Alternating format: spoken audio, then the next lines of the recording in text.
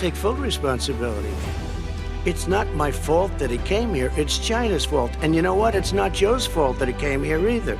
It's China's fault. What I would say is I'm going to shut down the virus, not the country. It's his ineptitude that caused the country to have to shut down in large part. The people of this country want and demand law and order, and you're afraid to even say it. We're all Americans. The only way we're going to bring this country together is bring everybody together. There's nothing we cannot do if we do it together. It's finally time to cast your ballot in the 2020 election. Once again, Eagle Eye is tracking your vote. This is Eagle Eye TV's Eye on the White House.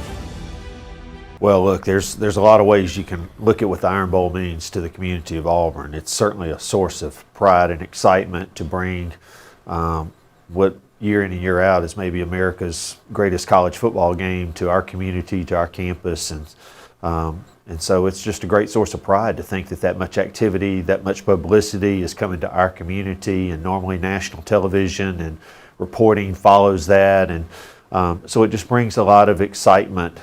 Tonight, over a third of the total delegates are at stake in the Democratic presidential primary, the biggest prize in California with over 400 total delegates. We'll also see Texas and North Carolina award over 100 delegates. And of course, we'll have all the details on Alabama's 52 delegates as well as the down-ballot Republican Senate race in Amendment 1. After tonight, the path for every candidate will become more clear, as frontrunners look to distance themselves and others look to gain momentum.